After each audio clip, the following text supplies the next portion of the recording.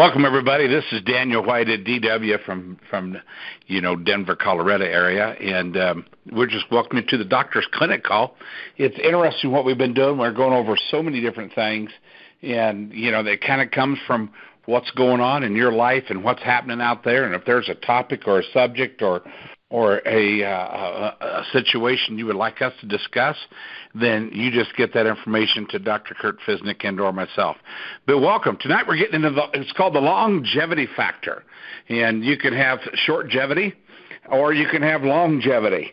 And, and Dr. Kurt Fisnick knows about that. He really loves the fact of giving people the opportunity to, live as long as possible and put them in that situation and set them up.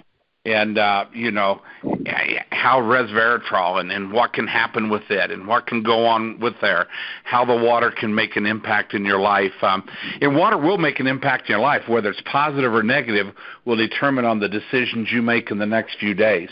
Dr. Kurt Fisnick, buddy, welcome to the call. Are you warmed up where you at, or is it freezing cold? Man, we've had some beautiful weather up here. I mean, to you, it probably doesn't sound warm, but it was 25 degrees today. I just loved it. Thanks for asking. So you had Bermudas out and the whole bit and ready, huh? Oh, man, I was out on the deck sunning.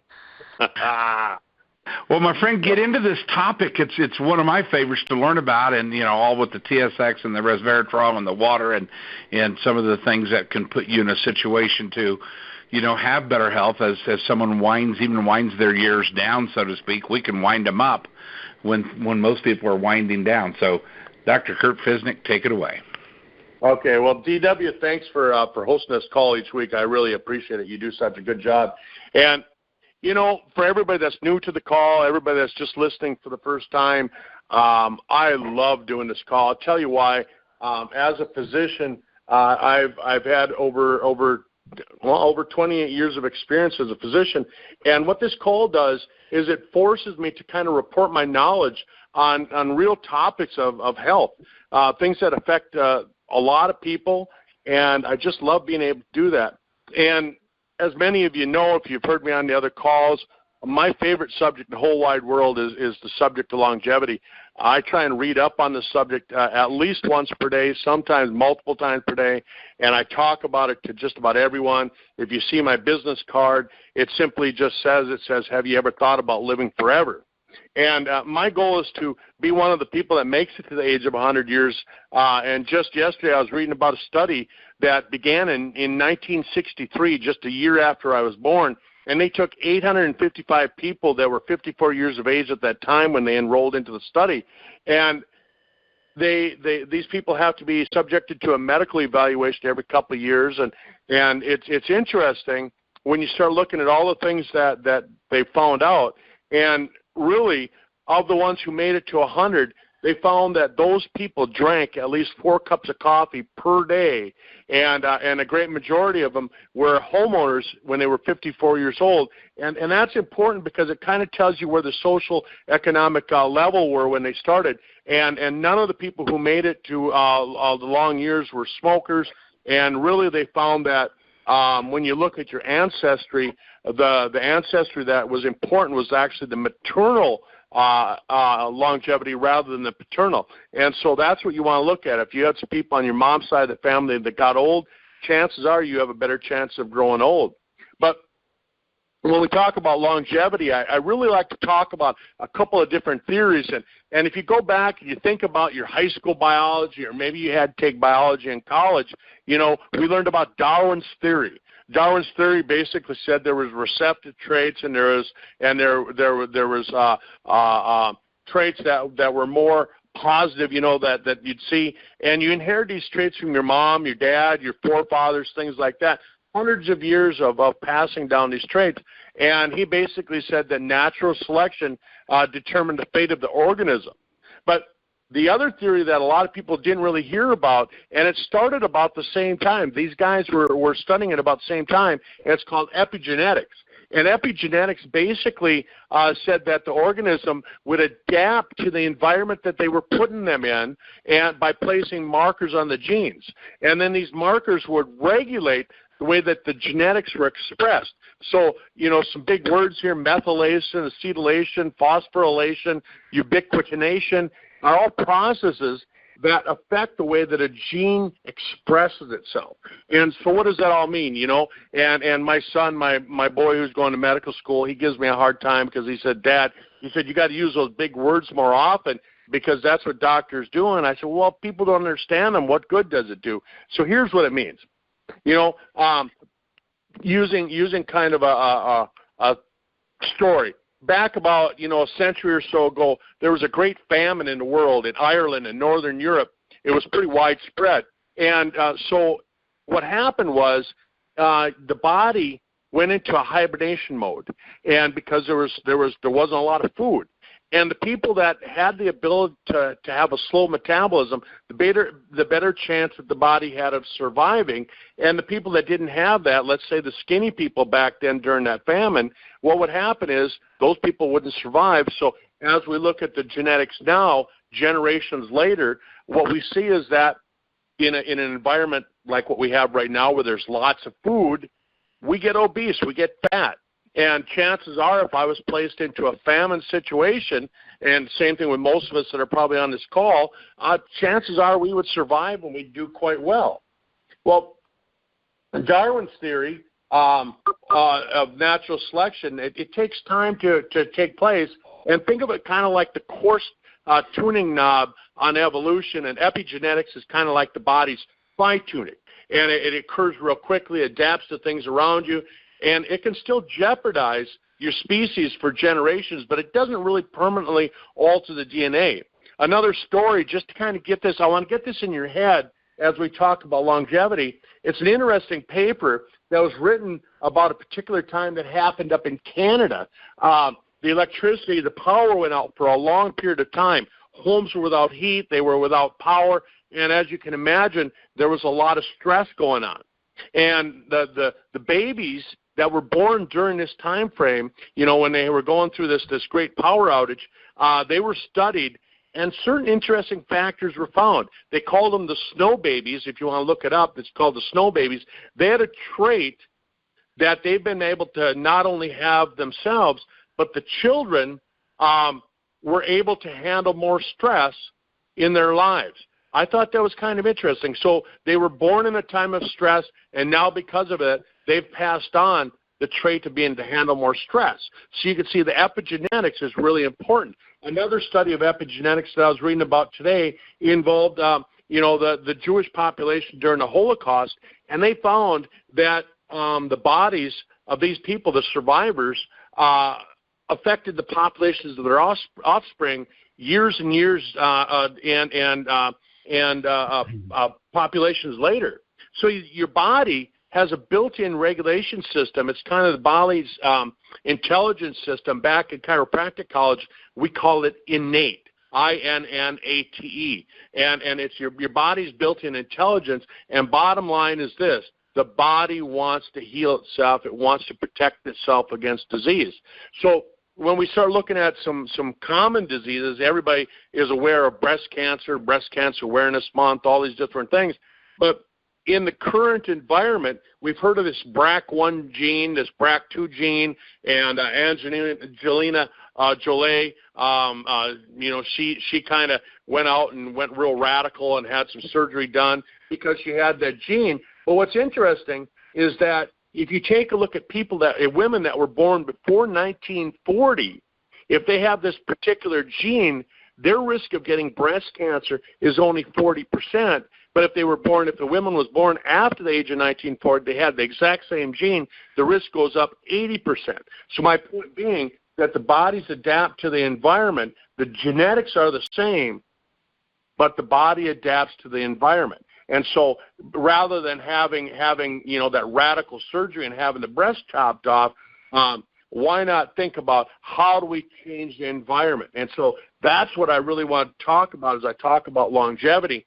And hopefully most of you that are listening to the call or listening to the recording of the call are finding this interesting. And really honestly, man, I could talk about it for hours and hours and hours.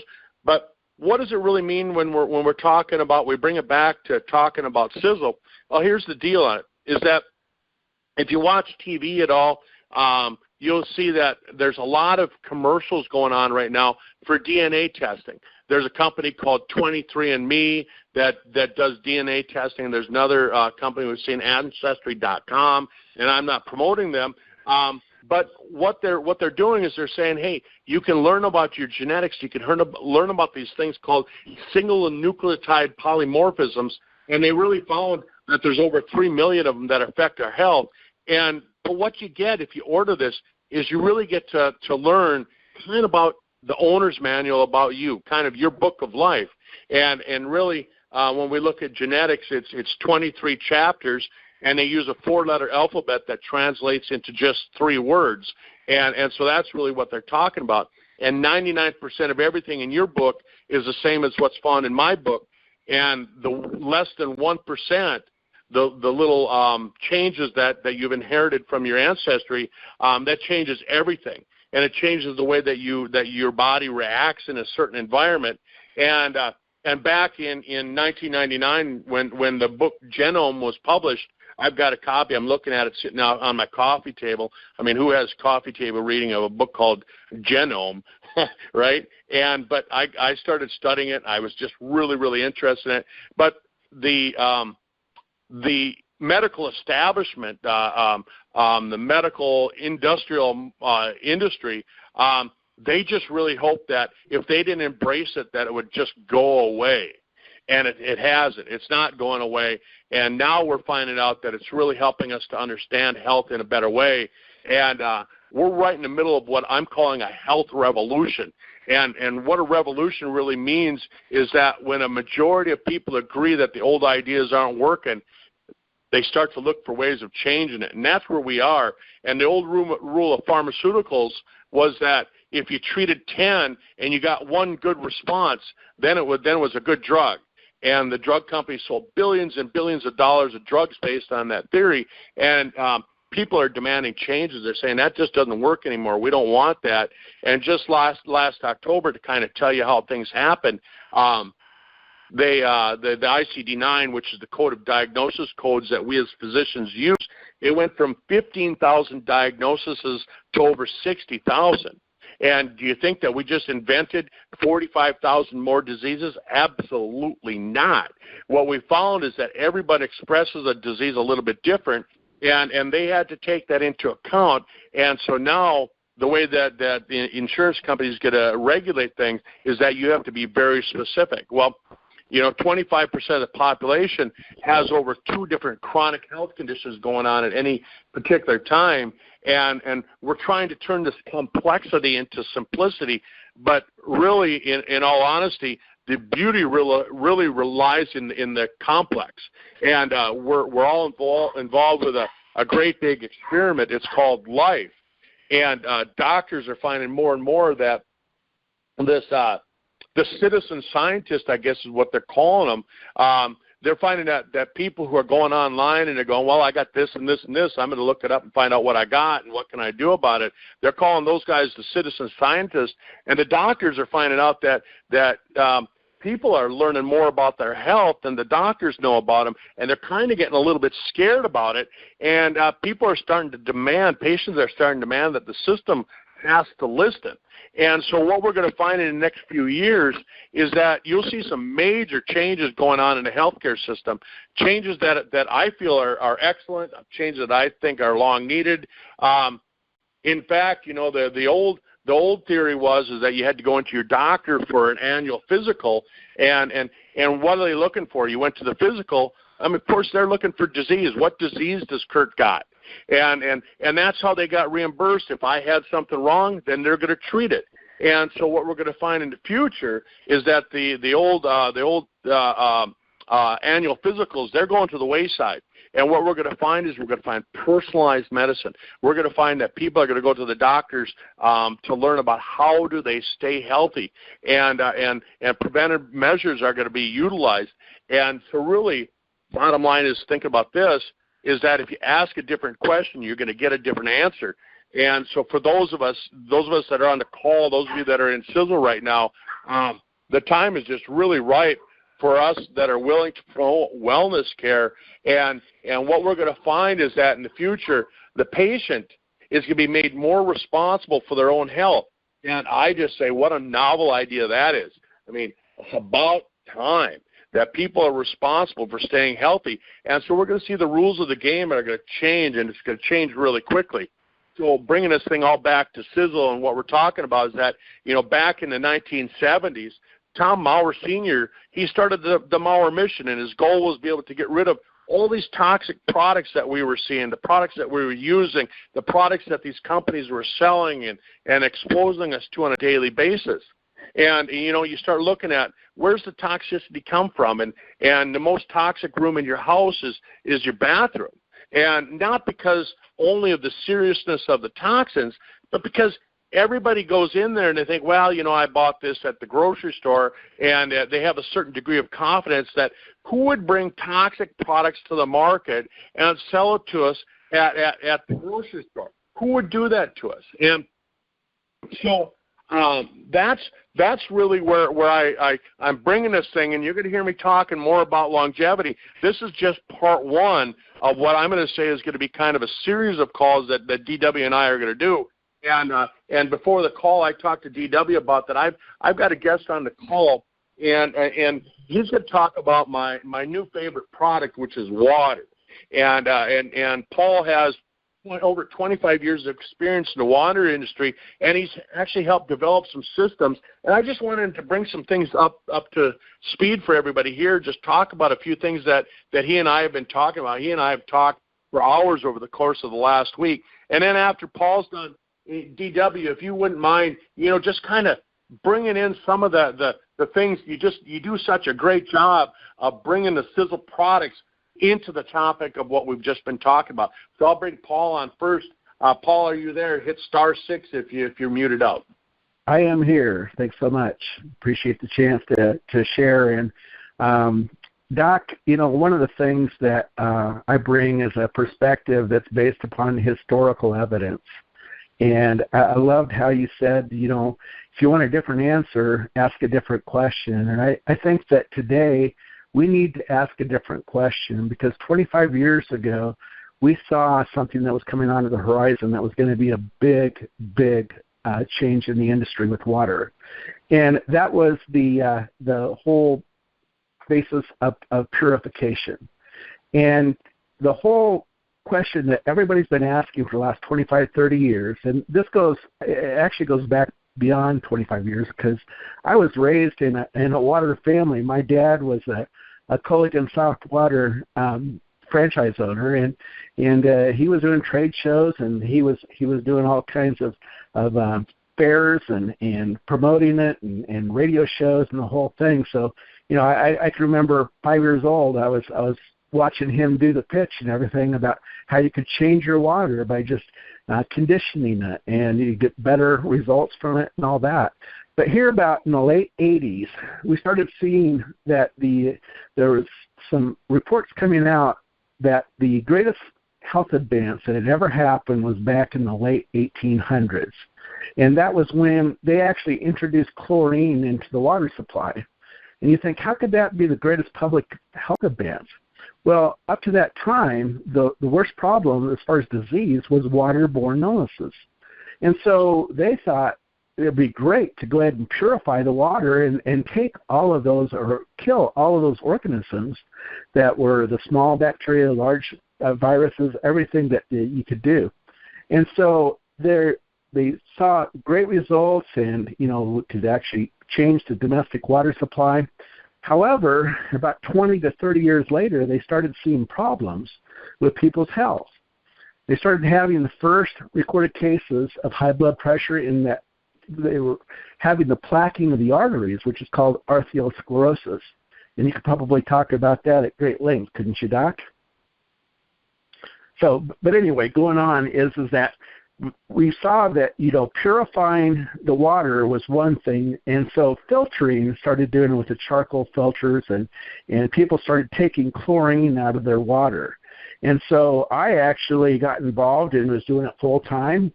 In the late 80s, I'd go door to door, and I'd offer chance to test people's water. And all I was doing was asking them a question of, what do you think of the quality of the water? And with this little swimming pool tester kit, I would measure the amount of chlorine in their water. And to have any type of disinfectant in the water, you need to have at least 1 milligram up to 3 milligrams per liter of chlorine in your water supply. So a little swimming water test kit would show that, it brings between 1 and 3 always. And it seemed at the end of the street there was pooling of more chlorine than on the regular part of the street. So when I asked people, I said, well, what do you think of this water? And they go, well, I hate it. It tastes terrible. And say, well, yeah, you've got 3 milligrams per liter. This is the highest amount allowed in swimming pools because otherwise, it'll cause damage to your pool equipment. And so, we saw that happening, and it was actually before the whole bottled water industry was created in the 90s. So from there, I actually got involved here about 5 years ago, again in a company that was doing some things that I'll talk about here in just a minute. And the thing with reverse osmosis water and distilled water is, sure, you can have safe water, but the question to ask today is not, is your water safe, but is your water healthy? And what's purported to be safe water really isn't that safe. And I invited a person on the call he's the owner of Safe Water Technologies West here in Spokane, Washington. And I've known him for 2 years, and we've worked together. And Alan, I don't know if you're on the call, but you're more than welcome to join in. But, Alan was sharing with me that what's purported as safe water is anything but safe. Right now, that when you get in the domestic water supply, is you can have up to 57 trace amounts of pharmaceuticals that are in the water. The estrogen is probably one of the highest. And so one of the problems is that we've tied our sewer system into our water supply. So it used to be that if you had an outhouse, you'd want to have it as far away from your well because you didn't want any contamination of your water source.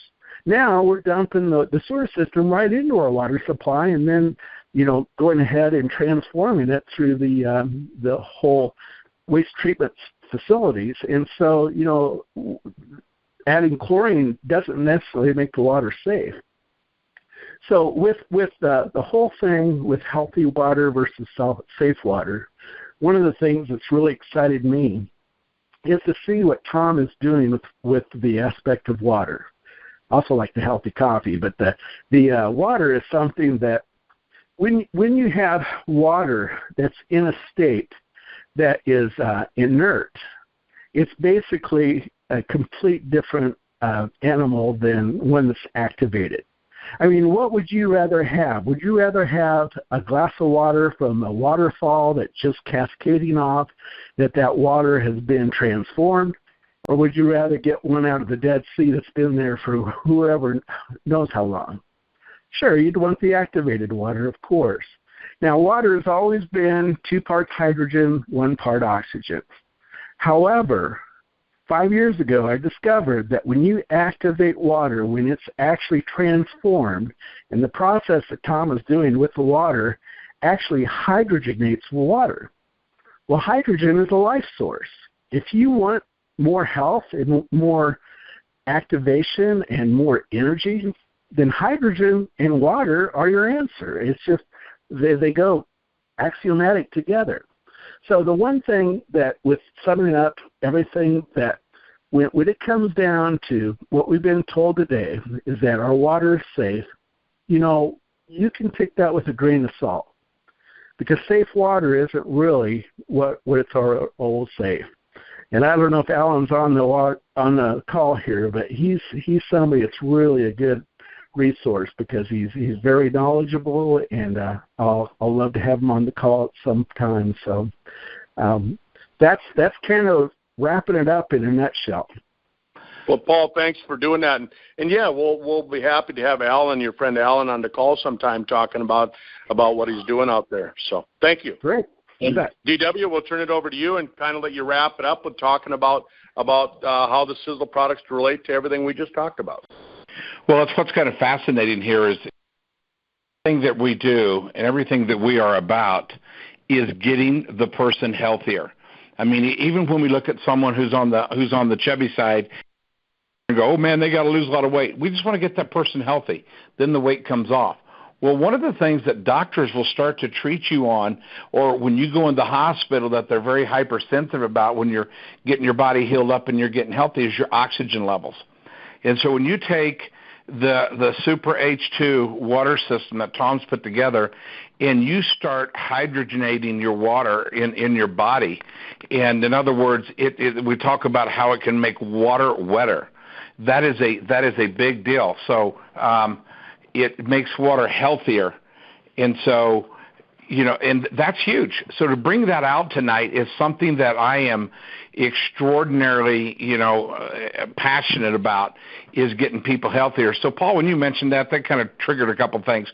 Well, another thing that you want to do when you get somebody going, and we're talking about longevity, we have a product that's a part of the Triangle of Life, and it's called Eternity. And Eternity is kind of unique because it has, and Doc can go into this next week, and I'll just highlight this tonight, and then we'll take off next week and touch on a couple of these things. But Eternity is one of those products that has a youth gene in it. It wakens up the youth gene, but it's an extremely. There's only two things that can kind of tamper that product a little bit, because it that can contaminate it or mess it up. And one's oxygen, and one is light. And so Tom has that product built basically in the dark to where so no light can get to it, and then he has hydrogen put in it to push out all the oxygen, so that there'll be no oxygen in the bottle while it ships, so it comes to you in its purest form. It also has nanotechnology. If you ever heard of someone that's going to have a heart attack, and they want to put a nitro pill under the tongue so it dissolves, and within 6, 7, 10 seconds it releases the heart from contracting and helps stop the heart attack. Well, this has the same technology, so you allow this product, and it depends on how healthy you are. If you're healthy, about 67 seconds, let it rest under your tongue so it can be absorbed and start being absorbed into the heart, in the heart region. So that is a big deal. So there's a couple things that can get you healthy. Another thing I want you to do some research on. So everybody here, just get some research done on the Eternity. Get some research done this week on a product called TSX, which deals with the telomeres. And this is another product that Dr. Kurt is absolutely phenomenal at talking about and talking with. And do a little more research on the hydrogen water. You can go to Sisel Wave 4 and find it there. You can go to Sisel Builders and find a lot about the water and what we're doing there. And as a matter of fact, it's being featured right now as well. And so put yourself in a position to get the healthiest water you possibly can in your system, because it'll help your system get healthier faster and stay healthier longer. And it feeds oxygen. I mean, the amount of oxygen you can get with our water into your system by that hydrogen that goes in there and just explodes. I mean, think about a free radical that's meant to harm and damage you and tear you to pieces. And that free radical is there, and hydrogen hits that free radical, and it literally obliterates it to smithereens, turning it blows it so much into smithereens it turns it back into liquid, which, that's right, ends up being water. So it's pretty powerful how the whole system works there.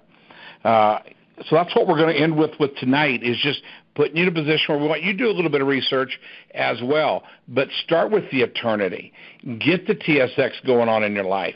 Get the omega-3s going on to help your joint health, and get some calcium K2 popping into your system so you can have some of the bones and get them healthy. The bones, you don't want them to look like Swiss cheese. You want them to be solid and flexible and usable instead of brittle and full of holes. So get those things in your life going that's going to give you the proper amount of health. Start with some of the Renovator, which helps with the joints and the aches and the pains, and goes in there and helps support the rebuilding of some of the cartilages and those type of things. So we're excited, everybody, about the doctor's call. We're excited with having Dr. Kurt Fisnick come at us 30 minutes each week. And Doc, we appreciate the topic tonight. Anxious for next week. Any closing comments, sir? Hey, I just want to tell everybody, think about living forever. What would you have to do? what would you have to change in your life to make it? Back to you.